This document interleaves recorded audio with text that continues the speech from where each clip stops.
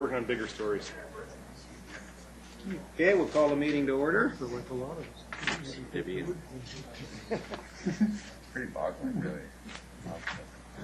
Half time's over. After the second half. Okay. Okay, the meeting's called to order.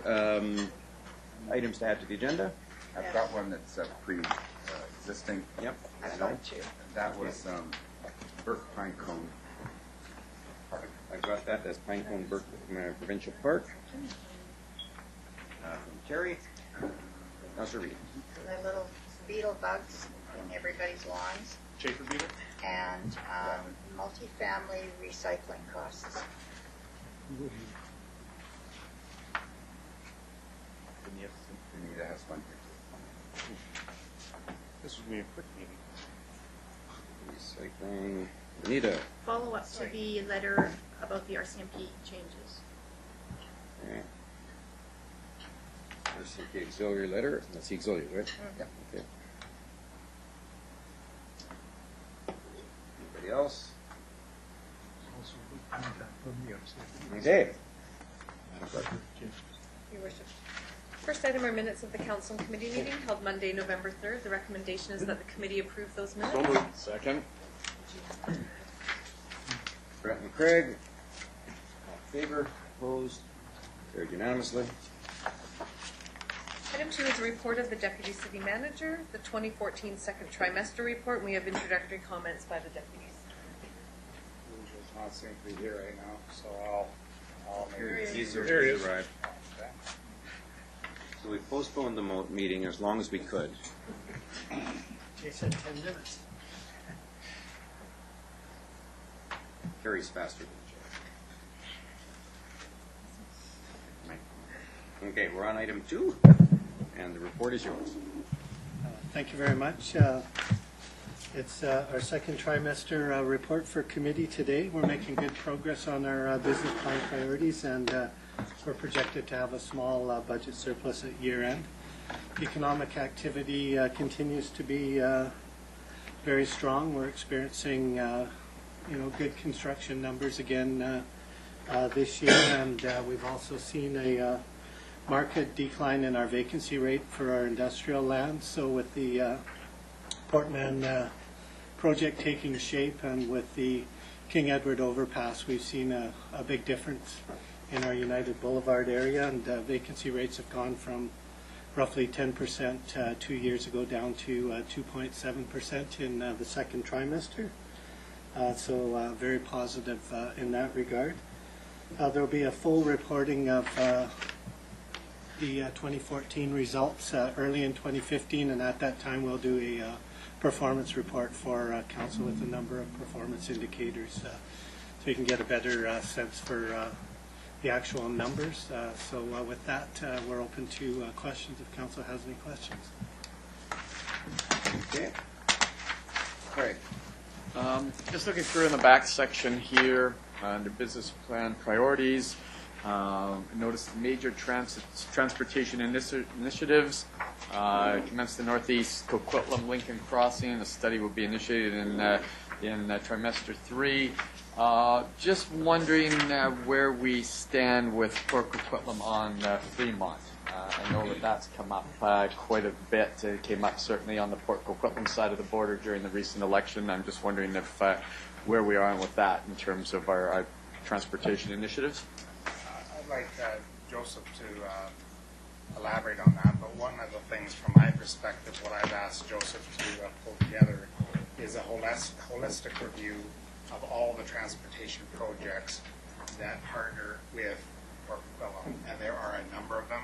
There's Lincoln, there's Fremont, there's Victoria, and there's some others as well. And I thought it would be a piece of work well undertaken if we sort of like go back to first principles and highlight respective interests, and then to flesh that out before we get into any design issues of any particular project. Because if we don't have an understanding of Port Coquitlam, we waste a lot of time on that. So I've asked Joseph to do that holistic thing, but with respect to the specifics, perhaps highlight further on the stuff. Through your, excuse me, through your worship, as Pete mentioned, we'll approach this issue as a group of issues. Currently, we are in the initial phase of starting our approach to discuss these issues with the adjacent municipality. We had a minor setback in terms of timing because some personal changes in POCO, and probably is going to take us another month or so before we can sit down with Port Coquitlam and discuss these issues. So at our end, there are no developments specific to Fremont. Our position was let known to Port Coquitlam several months ago. They were in the process of a public meeting and some surveys they have done.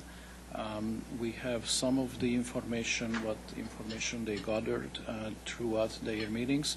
And as of today, I have email correspondence between ourselves and my counterpart in POCO that within the next 2 weeks we will get together to make sure that there is a common understanding where we left the relevant issues in our municipalities.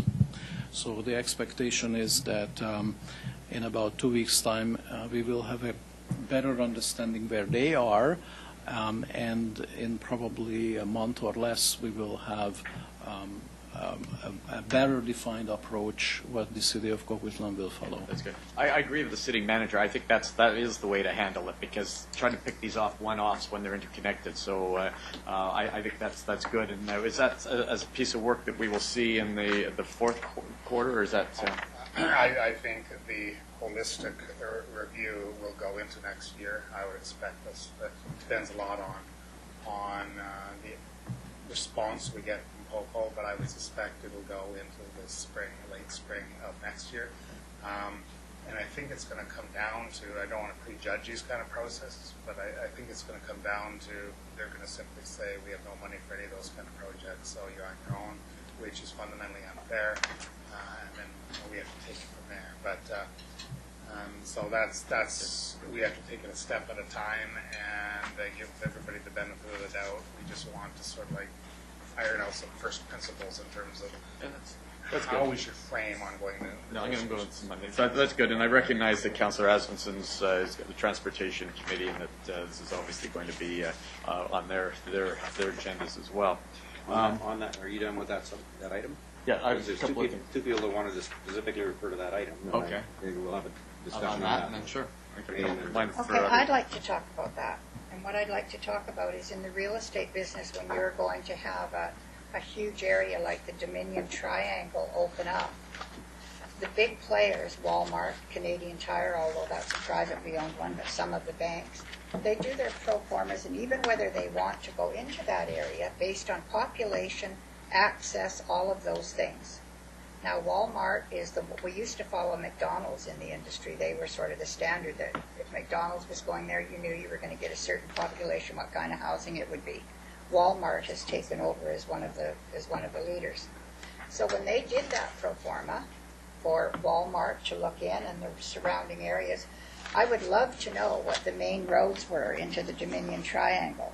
I would love to know what they were and how they thought that all the traffic was going to come into the Dominion Triangle, because that would have been important to them. And if they're not going to live up to those expectations of delivering patrons to the Dominion Triangle, then I would suspect that Walmart and some of the other big banks and stores would have something to say about what they're doing. So I'd like you to put that in your little gun belt and use it. Thank you. You're welcome. Okay, Brent, Terry on this item. Thank you. Just to reiterate what Nate said, cost and everything went down there because of the Burke Mountain development and the access to it. That's all their pro forma was done on. At our Tri-City Transportation Task Force with Tri-City Report, the Fremont Connector came up. We've stuck to our alignment on that at that meeting. They want us to move the alignment to the east, which would, as we've noted to them, would be a considerable cost and doesn't work in the traffic functionality for us at all. But they are eager underneath to have Fremont built. They understand the need of getting the traffic down to their big blocks in their area. They also understand that they need to get it off their Cedar Road. So behind the scenes, what they're saying in public, two different things at the most time, but we've reiterated at that meeting from Joseph and Catherine Mahorak is that the alignment that we have is still straight down there. We'll connect up with you. You work your way. Greg has made something, well, maybe we just won't build it unless you guys commit some dollars. He said, we're not putting dollars to Coquitlam into Port Coquitlam. We'll help go together, and what the task force talked about is jointly going together and supporting each other on funding from the provincial government, federal government to do this road, and we will do that together. On the Lincoln issue, Port Coquitlam's 100% behind the Lincoln Bridge now with the SkyTrain. My reaction to them was, that's great that you're now with us on this. Will you be with us when we ever do this to help us get support in the community there and on your side of the road in Port Coquitlam? So, just to fill in those blanks. Bridges on our side, yeah. Done. Thank you. That's coincidental. This came up because one of the only things that I sort of had a question about was the page 5 of 13, attachment A, work with TransLink to complete Northeast Sector Area Transit Plan. And we kind of already know this is going to have a bad ending, right? Because they told us that the criteria for frequent transit networks have changed, and it's not going to have a nice outcome. So at the same time I'm reading this, I'm also hearing the new mayor-elect of Surrey, Linda Hepner, talking about we're going to have light rail in Surrey by 2018 come hell or high water, even if it has to go P3. I'm going, wow, like they're really thinking outside the box. Are we thinking outside the box at all? And you think for Burke Mountain especially. I mean, we've got a huge population going up there. We're going to have less transit than we hoped for. We've got all these other things up in the air. What do we, May has mentioned in years gone by an aerial tramway and things like that. And you know what? It's starting to make more sense. Some connections of some sort. If you started thinking at all, is there any thinking at all about any sort of P3 initiative that the city could be involved with? Since maybe it's putting cart before the horse because we haven't had the referendum or any of that stuff, but are we at all thinking anything in this direction? Well, before I I would would talk about publicly, but we haven't talked about this privately. We're all on the table. Before I would directly answer your question, let me just mention that as of today, I received a letter from TransLink. This is in response to our letter to them roughly a month ago when we discussed at this setting the Northeast Area Transit Plan. We submitted, as you know, our requests and considerations, and the response today states that they are hearing us, and they'll do the best what they can within their fiscal constraints. However, there is some indication in the letter that they are considering increasing the daytime frequency of the existing number 188 line. And there is a brief mention at the very end of the letter that in their longer-term plan, they will take into consideration providing 2 new services or service linkages in the Northeast. Now, because I just got this letter today, obviously I didn't have a chance to ask them more questions. And are we talking about just linkages or really 2 buses? What would be the routing? I always like breaking news even when there's no context. We'll go to press with this anyway. Okay. And what would be the timeline? Get the facts later. So anyway, but at least the confirmation is there that they heard us. Now, as to thinking out of the box, have we done this? No, we have not done, at least not yet.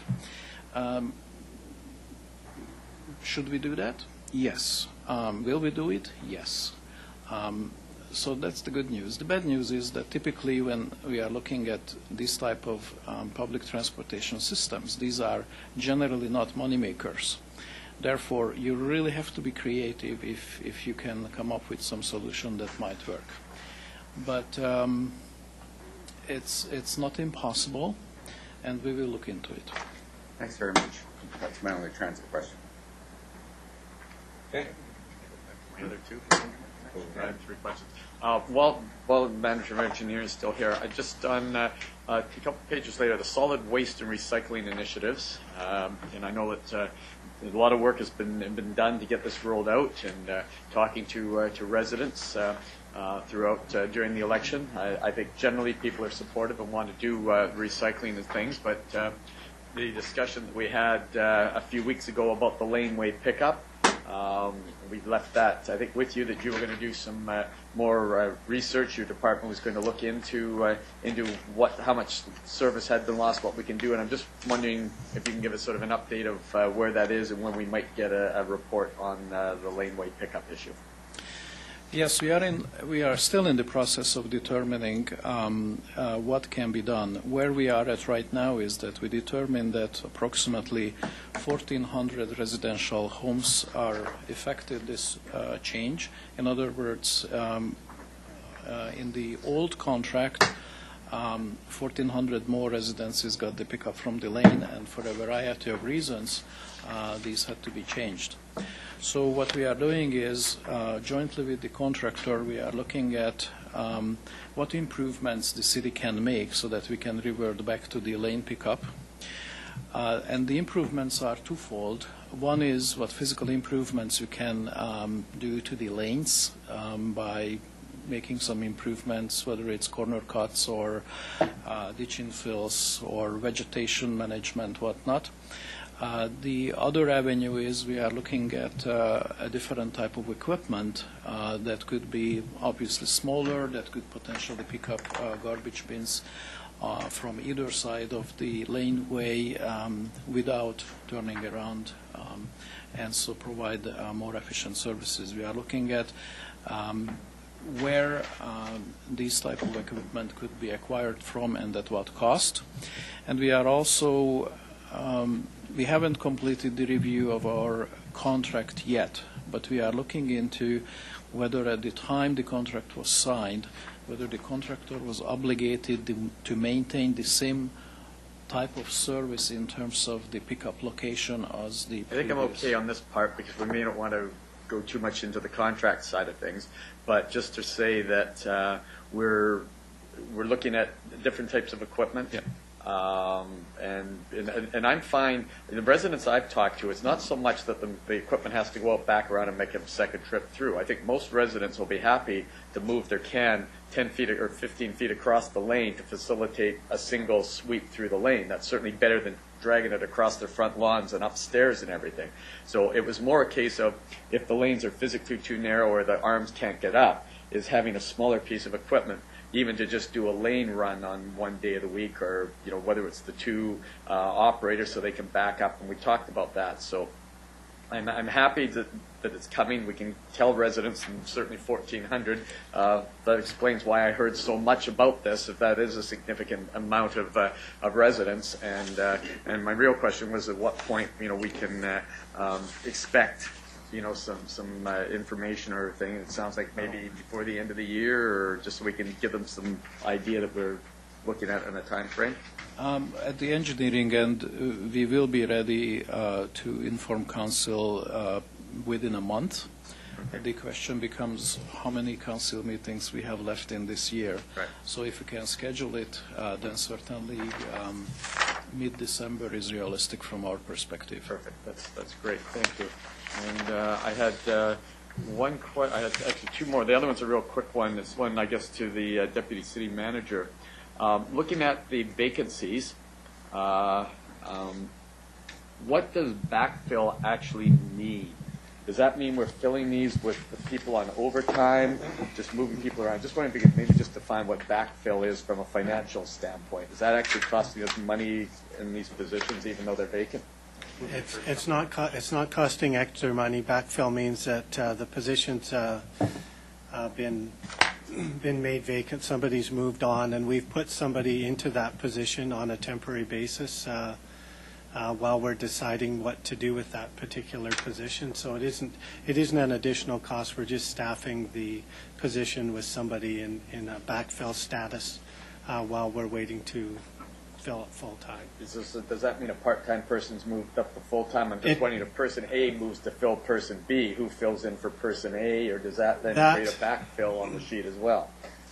That can potentially happen when positions get filled, that then it creates another vacancy if it's an internal person that moves to a position. So sometimes it does create a domino effect. It may look like we're missing 3 people, but in fact 2 people have moved, and so that would still show as a backfill when in fact we're only down 1 person then, but somebody's backfilling for the backfill person.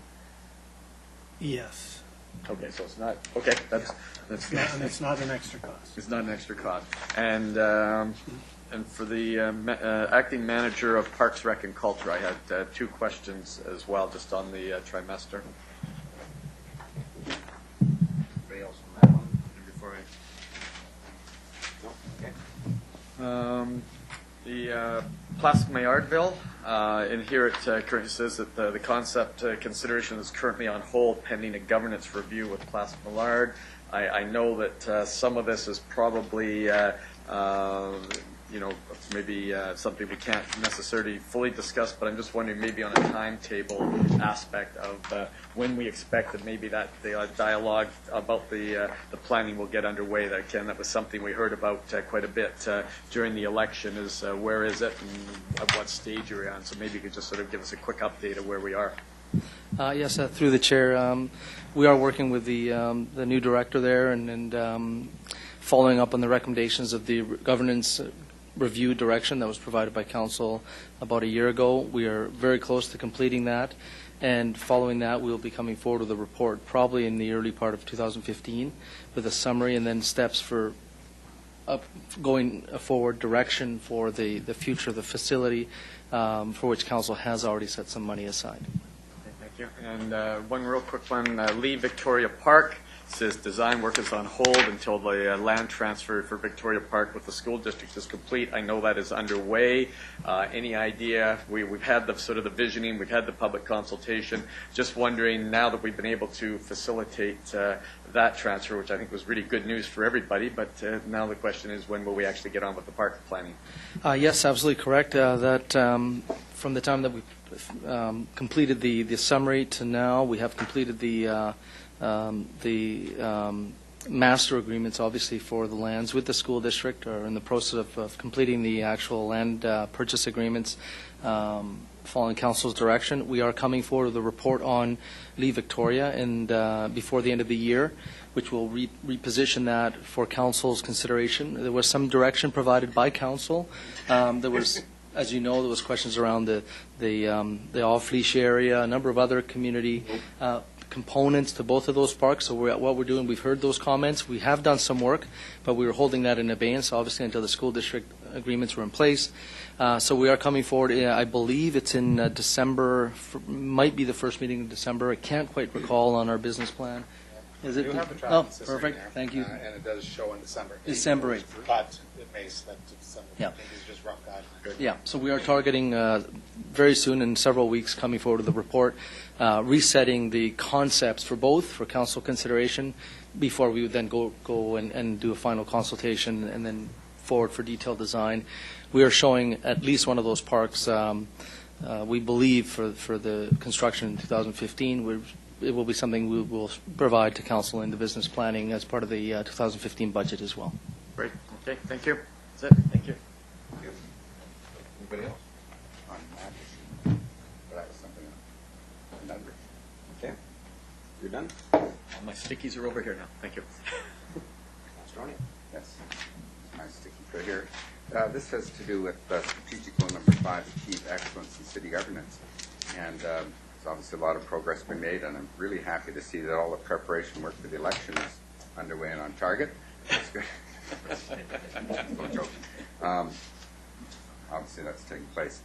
So, big surprise. What I don't see on the list, and what I have to keep bringing up, is I would think that we want some progress on the stop doing list that was so grandly announced last year as something that would be a priority for us going forward. I know that there's a ton of stuff going on, and we're doing important work, and staff is busy and producing all sorts of great reports and helping council make important decisions. But surely how much longer? How many more days, weeks, months until the first item appears on the stop doing list? Well, we're going to include the stop doing list as part of our business improvements program, so we are going to be reporting out on that early in the new year. It is referenced on page 3 of the trimester report. Oh. At the top of it, there's a bullet there that Way back there. Oh, I looked at the wrong place. expanded business improvements and customer Oh. service to include a stop doing list. Oh, I looked for in the wrong place. Okay. And we have already started to stop doing some things, so we do have a list of things that we've done to date, but we plan on reporting out on that early in the new year. So it's a teaser today. So, yeah, it's, Okay.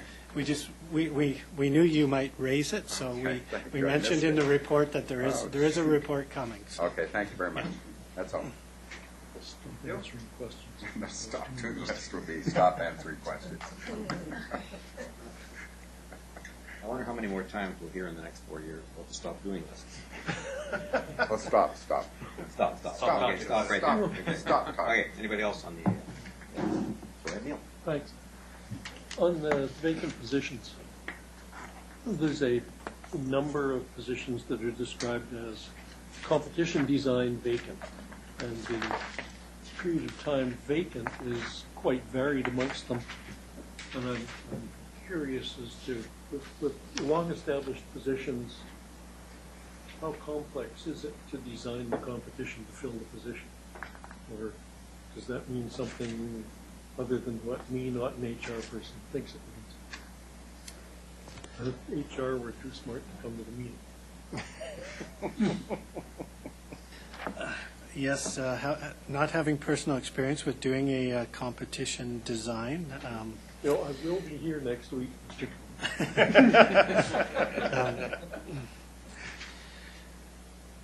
That's okay. Yeah, I think maybe it would be better if I just send out a quick email why some of these take longer than others. I think part of it is just how quickly the particular work area gets to their competition design, because I don't think there should be a significant amount of more work for one type of position than another. But that would be my general comment. But I can get a note to council.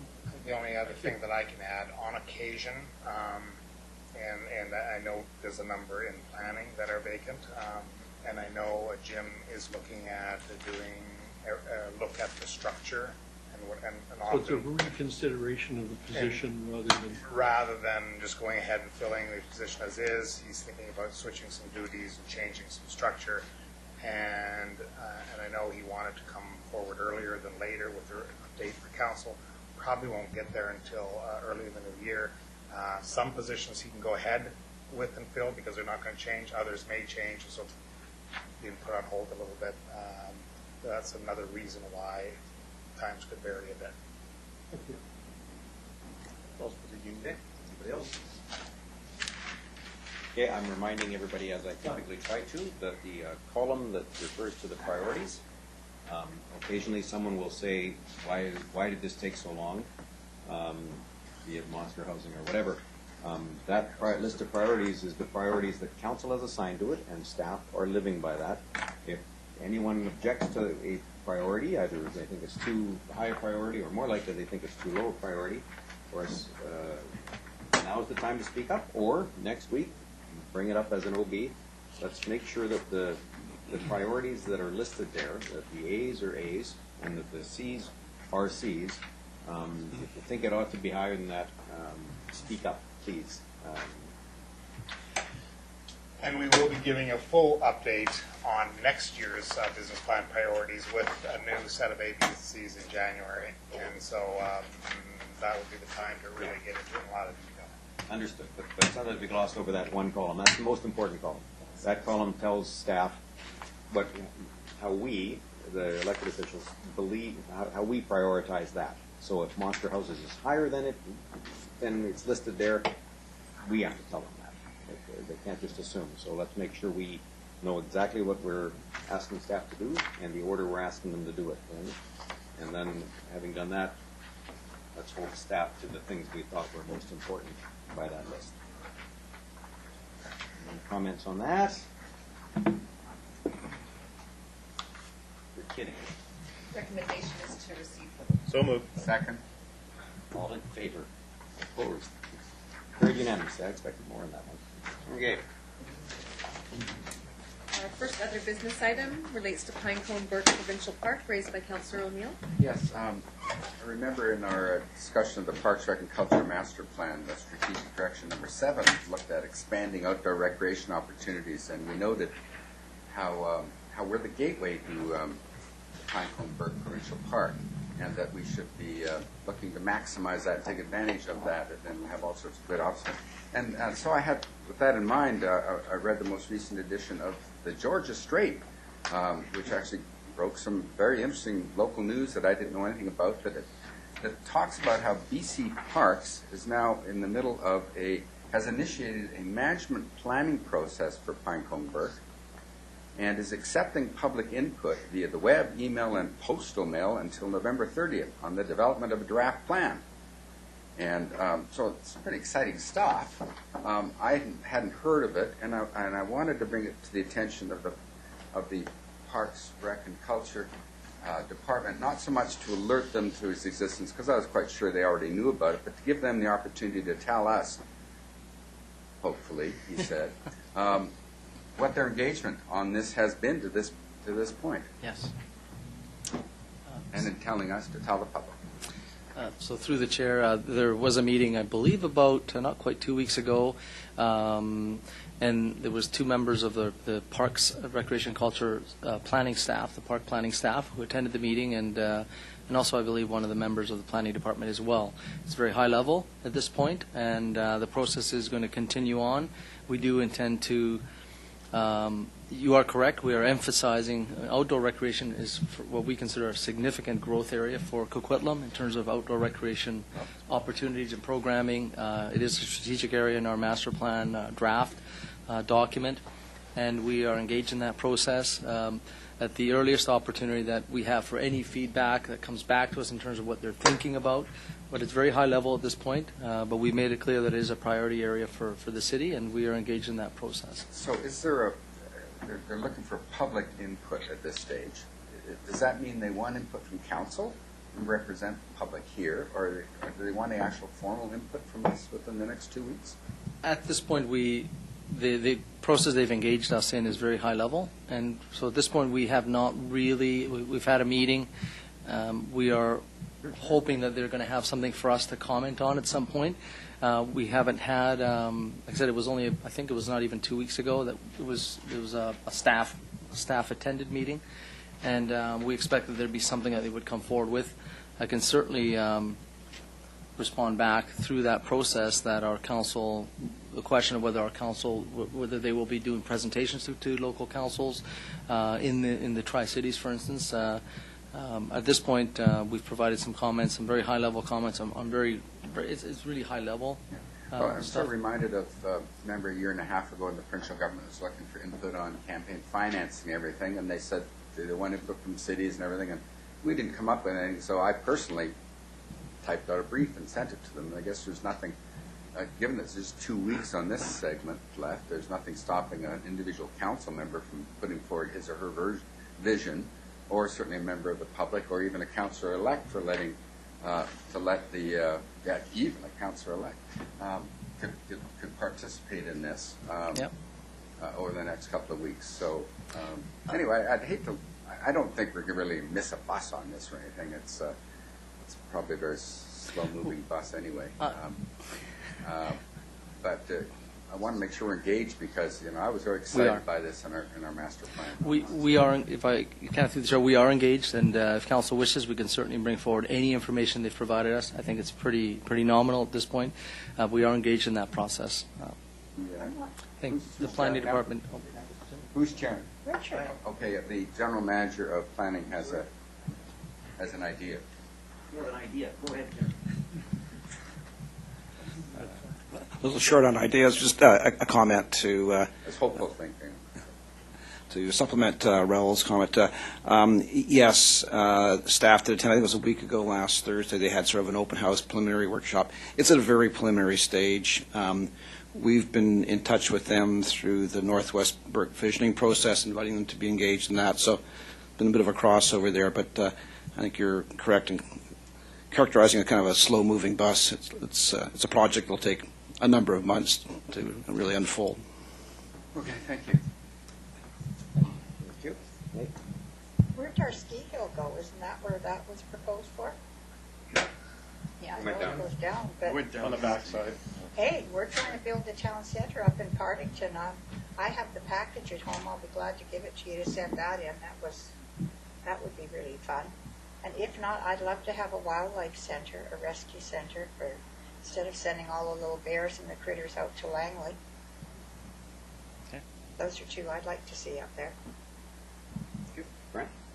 Well, we, from this council, when we were at Economic with Craig there a number of years ago, and a number of times over the years, we've talked about Burke Mountain Pinecone Place as the city having a trailhead of business for bike rentals. And I just want to make sure that that's still within your plans, your thoughts, because we've always thought that we could, Harper Park in that area be the gateway where people can get into the trails. We can have facilities up there, and we can make it an economic advantage for the city. So that's still within our planning on me. So, okay, just want to make sure that was still on there. Thank you. So you've got lots to send in? Certainly, my last comment, any opportunity we can to enhance outdoor recreation opportunities, including business partnerships, we will do that, and some of those implementation objectives will come forward as part of the follow-up to the master plan.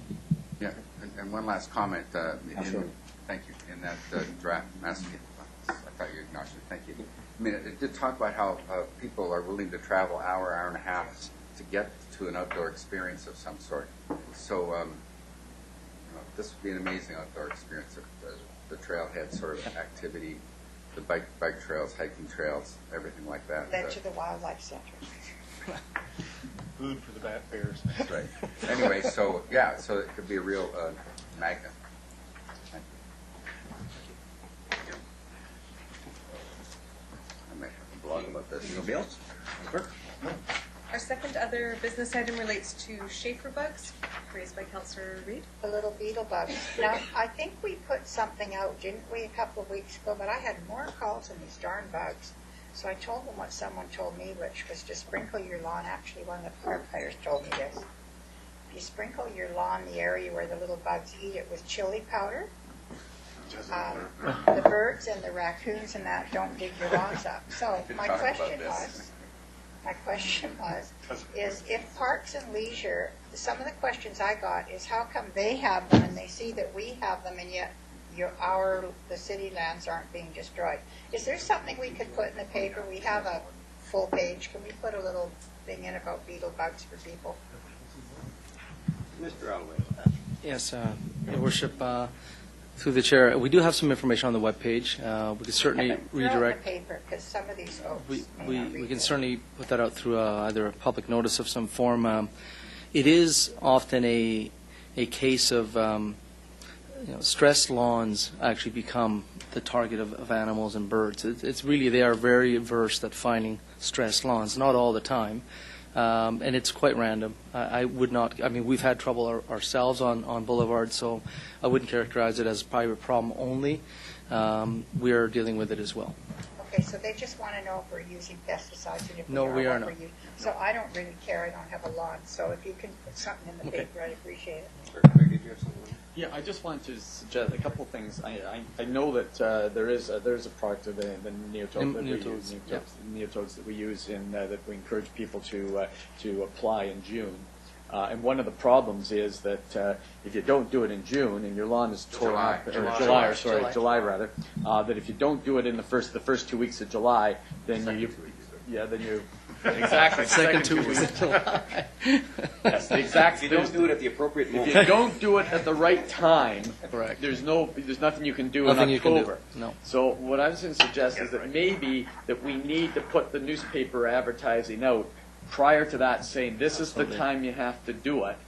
And the other thing is that people have to come in and they have to apply for a watering exemption.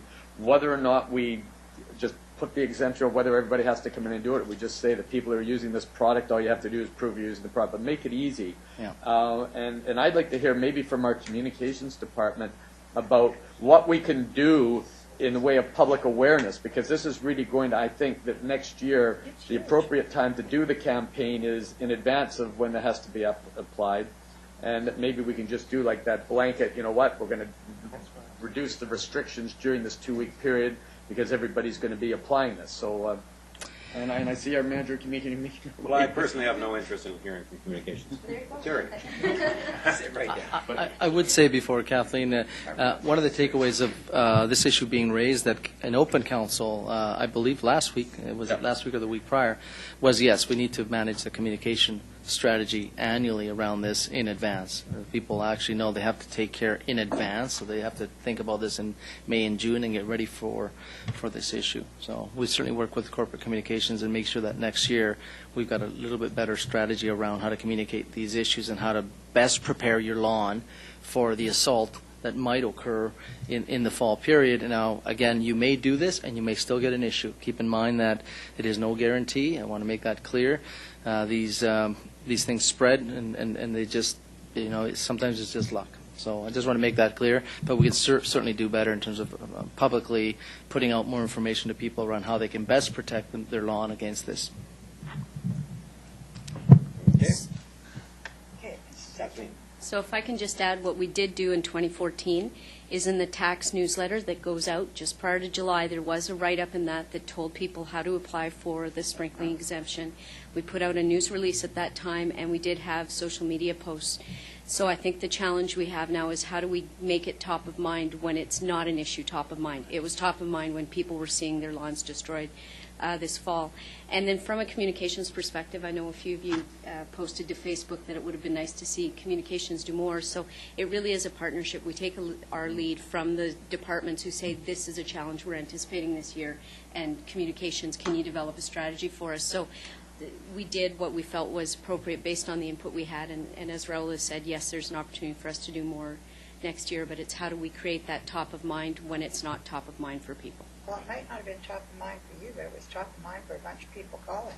No, I meant in July. When we put all the information out in July, people did not pay attention to it because it wasn't top of mind for them then. They weren't seeing their lawns destroyed. So how do we get them to pay attention in July so they're taking the action? In fact, June, you know, people need to think about this, and before the planning holidays, we can start thinking about, you know, really June is when we really need to start doing a bit of a blitz around this issue in advance. And the product, I had heard that some municipalities in some places ran out of the Right. product. Has there been any thought of either working with suppliers or even ourselves having some available? I know we did this with the sprinkler. When we went to the sprinkler restrictions, we made available that people could get timers and things, so that we anticipating there would be a shortage in the lawn care centers. If we if there's anything else that we can do to help facilitate working with our residents? And that's actually part of the entire strategy here, would be how do we best provide information and resources and connections to people, you know, availability of resources for them to manage this better, including the potential to have, you know, essentially a stable of suppliers that we you know, make sure, hey, we can tell you these are 4 or 5 suppliers have availability, and actually contact them earlier, make sure that they know there's going to be a fair amount of demand, because the city will essentially be putting more information and more assistance on the webpage for this for next year. So we'll manage that entire strategy. Okay. Brent? Well, thank you. Sorry, no, I have Terry. Terry, then Brent. Yeah, that's right. Thank you. Yes, and thanks for this. It's kind of a reaffirmation of what I heard from Ms. Reinheimer at the council meeting a couple of weeks ago when I presented my slideshow on this, and it was kind of a general statement that yes, there'll be something proactive done next year, and I think we're getting some more solid idea of exactly what that's going to be. And I seem to, after I raised it, the subject kept coming up and knocking on doors and stuff, and I was trying to remember all the information that came to us. Even the use of the nematodes in late July has just about a 60% effectiveness rate. And one thing that people were raising, well, gee, it's too bad we can't use pesticides. I said, well, I think I was told by staff that even if you could use pesticides, that's only a 40% effectiveness rate. The nematodes are actually more effective, but it's still not a guarantee. The best prevention really is the best way of doing it, and prevention by having a really healthy lawn, properly watered, letting it grow longer, letting the roots get down long, and top seeding and all that sort of stuff. That's still the best way to go. And maybe we weren't clear enough on that, and maybe that's something we should be clearer on, that even all these other interventions aren't as good as having a really good solid lawn. So I don't know if we get into this but this has become a really big subject. A lot of people are talking about it, so we should get ahead of it. Through the chair, it's an excellent point. I'm trying to make that point that even if you don't have a healthy lawn and you put this down, there's very healthy lawn that has the beetle, larvae underneath, and animals just can't get to it. So realistically, we have to let people know that all you can really do, if you have a very healthy lawn, it's likely to be much more challenging for birds and animals to get down in there, and particularly if you do well in terms of putting down this material, this nematode that would assist that. But it's not going to be necessarily 100%. But the best you can do is manage your lawn for healthy lawn, and that actually is the best defense. And actually, you should be starting now, liming your lawn. Absolutely. Winter fertilizer and that sort of stuff. That really, correct. If you want to prevent the thing for next year, right, you got to start now. Is there a coordinating office for this plague? Like, does Metro Vancouver have a secretariat to fight the Chafer beetle infestation, or anything like that, or is everybody kind of on their own doing their thing here? It's widely known. It's through the entire Lower Mainland. Certain areas have been hit worse. Sometimes it's just a matter of the way the wind sprays these around. I'm not aware of a centralized, war room where we're mapping. However, it is actually something that many municipalities are struggling with, and what we certainly do is find if there are centralized resources or information, we can actually put those on our webpage as well and make sure people are directed to those resources as part of the management of this going forward. Thanks very much. Okay, Brent and then Benita. As I remember, Terry raised this issue in council with the pictures, and we raised the issue, and Vern was there, and we were talking about the options, and he said they are going to look at potentially other options, because there's people that I've known that have gone, one person up to 6 times, that they've had to redo their lawn. Some people have very healthy lawns, good lawns, and some people have noticed in their neighborhoods that the healthy lawns have been attacked. The ones that are stressed or not great lawns haven't been attacked, right? So these are different variants. So it's very random in how it attacks a lawn, right? Some people spend thousands of dollars fixing their lawns. One person, what they found they did is they simply stripped about half an inch or more off the top and returfed the whole thing. It was very expensive to do. But I think we have to get better information out. I think we said that then. We have to get better information out. If somebody's using the nematodes twice, can we allow an option for the 3rd or 4th time? If it's not working with that lawn area, can we provide other things? A friend of mine's a landscaper for 25 years, and he said, drainage is a good issue, and the other things to me, really good drainage going down. But it's a very random thing, but I think we need just to have something on our webpage that keys up Chafer Beetle, here's your information, to get people, and because a lot of people out there I've had the calls, I was in Tim Hortons, and a lady came walking up to me and says, one issue, it's Chafer Beetle, right? And they were the ones with 6 times their lawn. They raked it all out, they cleaned it all, they stripped it all off, and it keeps coming back. So it's an issue, but I'd like to see an environmental department. I don't want an answer. I want you guys to sort of look at what other options, if there are some pesticides, if people have tried the other 2. The other question is, a lot of people are hiring the companies. How effective are these companies doing the job for charging these people? And is there, because I know some people have tried both companies, and is this a moneymaker for them because it keeps coming back, right? So I have some questions about how many people have used the companies and it didn't work. Well, and to be clear, if you Google Chafer Beetle, Coquitlam is first, or at least on mine, partly because of my search history. But the City of Coquitlam European Chafer Beetle web page is first. Vancouver is next, but they're clearly every community has the same thing, and maybe you can even look at the pictures of what a Chafer Beetle looks like as an adult, and then go find them and capture them. Don't tell them. Benita. Just to carry on what two of my other colleagues just mentioned, I would caution about partnering with a company to do the nematodes, because they'll only get a 50% chance, probably less than, to kill it, and then we would get so many calls, and it would just become an administrative nightmare. So I thought I heard that, and I just wanted to caution against us partnering with any outside service. No, if I can clarify, it would simply be letting people know what companies, local or any other companies that we know people utilize in the area that have this product, if they want to contact them, and it would just simply be resource, to put a resource up for those people. And I have been a victim of this myself. Just make a point. There you go. Anybody else on Chafer Beetles? We've got to the root of the problem, but we haven't solved it. Madam Clerk. Other business item 3 relates to multifamily recycling costs, and this was raised by Councillor Reid. Okay, I guess this is for you to Joseph. So when we did multifamily, when I lived in a townhouse, we had people come and pick up our recycling, and I got charged for recycling.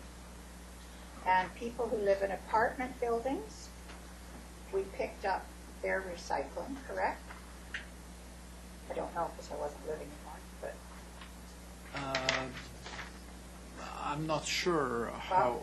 So here's the question, and then I had somebody else ask me this, and I thought, well, I'm going to ask. So now that I'm living in an apartment building, they advised, there was a little notice out somewhere, and it said, now that the city is no longer picking up our recycling, it's going to cost us $500 a month more or something.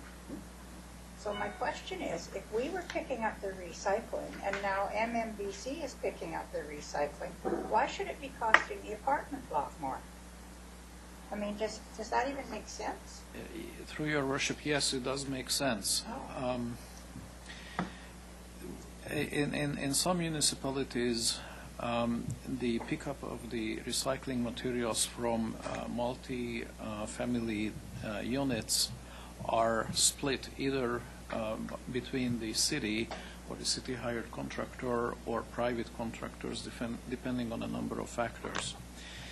I think the fundamental question here is that now all the recycling pickup is in the hands either of the private sector or MMBC, and why is the price increase? Well, the price increase can be there because MMBC contributes only a certain amount to the cost of the recycling pickup, but it's the strata's role to enter into a contract a provider. Some of the stratas have existing, that is pre-MMBC, existing contracts with the contractors which are still alive. And but for garbage and all that stuff, but not necessarily for recycling. The city was doing it. Basically, MMBC had a short list of contractors whom they entered into agreements who would provide recycling pickup from multifamily dwellings, and the negotiations were between the strata and the company because MMBC's contribution was fixed. So it can easily happen that the strata council couldn't come up with a less expensive way, and the contribution. But Joseph, just so what I'm not understanding here is, in a city, MMBC came along and said, the province said to them, okay, from now on, you are going to be responsible for picking up all your packaging and bottles and junk, not junk bottles, I should say, whatever, packaging, and free, right? You can't charge anyone, right? Virtually, they're supposed to be picking up their packaging. So we stopped charging people for picking up packaging, and they're picking up packaging from our residents in single family and townhouses for nothing, what they were paying us for.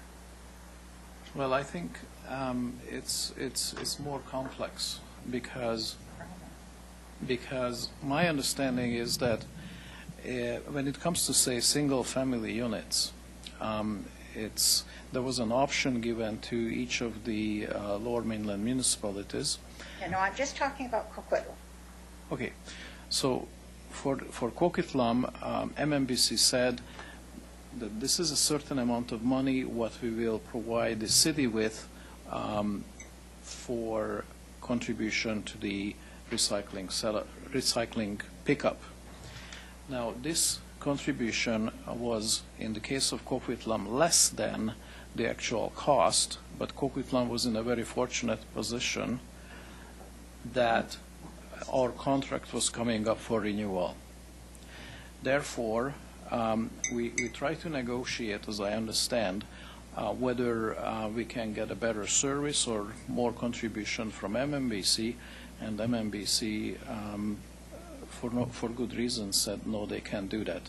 Therefore, we went with another option where we said, okay, then the city will step out and we will let MMBC to handle the contract at their cost, whatever that cost was to be.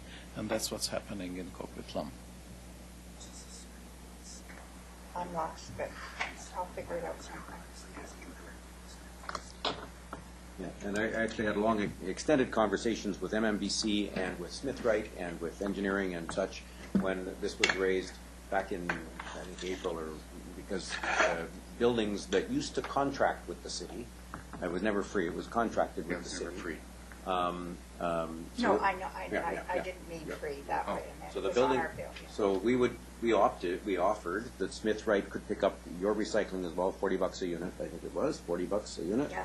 And then MMBC came in, and or rather the provincial legislation that allowed for extended producer responsibility came in, and MMBC went to the province and said, hey, we can do single family.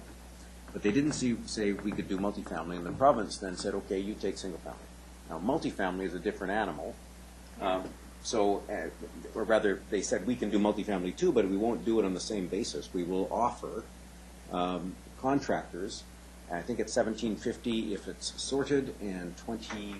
I'm trying to remember, $20 if it's bulk, if it's just all in one big bin, the way you would say Coquitlam does it, because they. No, the reverse, obviously, the reverse. They would offer more if it was clean and sorted in separate bins. The challenge now is that at $17.50, that's nowhere near the $40 that we used to pay, or rather we used to transfer. We'd sign a contract with them and pay Smithwright the $40, and Smithwright would go out there and pick it up. So those buildings that are Smithwright, where Smithwright pick up their garbage, then went to some of their buildings and said, okay, we can do yours for $30. And other contractors that signed that agreement with 17 or 20, depending on the way the building handles their recycling, went to those buildings and said, well, we can do it, but we need a supplementary fee of not $40, but sometimes $20 or whatever. There are some buildings, though, that have a contract with a third party that isn't part of MMBC's short list, that charge $45 because and so the whole thing is a big mess, largely because the province doesn't have an operator to pick up recycling out of multifamily. If they did, then this thing would be as smooth as it was with single family. Well, it's relatively smooth. It was that single family residents don't pay for it anymore, or in the case of Burnaby, where the city continues to pick up the recycling, they pay much less. In multifamily, essentially some buildings have accidentally opted out because they've signed a contract with a company that isn't part of MMBC's. They call it an incentive, the $17.50 or the $20. And I have complained to the ministry and complained to the... Because MMBC then is shirking their responsibility. MBC doesn't have a responsibility. They're living up, they say, and that was my first argument. For a month I was fighting with Alan Langdon, and eventually said, no. We went to the province and said, we'll offer an incentive of $17.50, and the province said, fine, good. So they're offering an incentive of $17.50, and most companies are saying, well, that's not enough to do this. We can't do this at $17.50. So Smithwright, for example, has completely opted out. My own daughter's building, Smithwright opted out of taking the incentive. Instead, they just lowered their price to $30 because they were already collecting the garbage from there, and they wanted to continue to collect the recycling. I think it's unfortunate, but the buildings that are most expensive to pick up recycling from, single family, are the ones that are free, and the ones that the buildings where you could do it most cost effectively, multifamily, where there'd be one big bin in the garage, are being charged for recycling under the new program.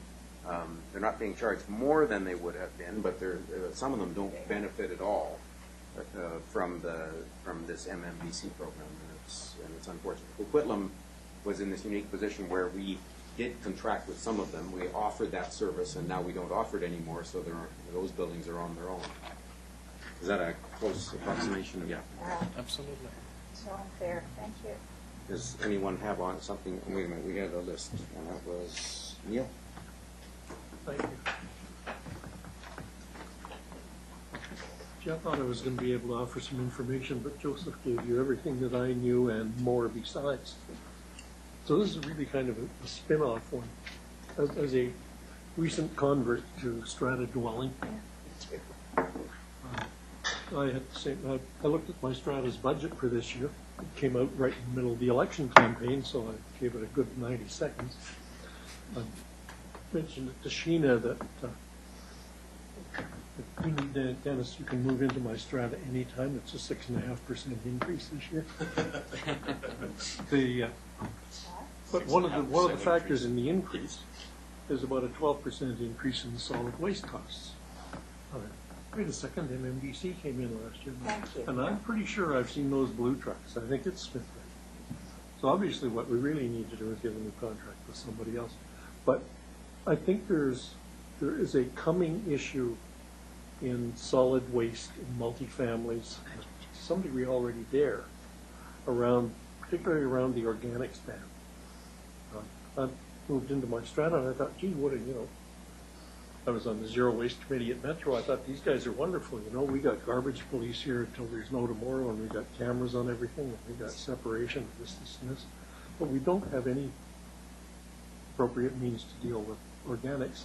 And I think many of the buildings are in the same position. I suppose we might say, well, yeah, that ban isn't quite yet, and it's the Strata's problem, and it's Metro's problem. And I'm not going to be here. But I'd like Joseph to be thinking about it. Because at the end of the day, it's the community's problem. So I just want to get it on the table and leave it for somebody else to think about. Thank you. There we go. Okay. Anybody else? Thank you very much. Not fair. Oh, May. I tell my clients when they talk taxes, if you want to talk about it, it's not fair. It's twice as much an hour. Okay, the fourth other business item, follow up on the letter regarding changes to the RCMP's Auxillary program. This was raised by Councillor Cirillo. It's just a quick comment about the letter that went out November 4th to Superintendent Bates. The CCs, I didn't see there are MPs and MLAs, and I'm wondering if that's possible to have it resent just to incorporate them.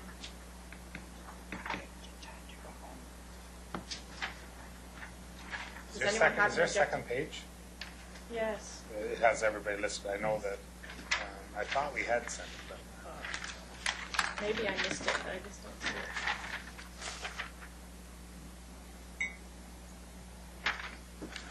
yeah, that was our intent. So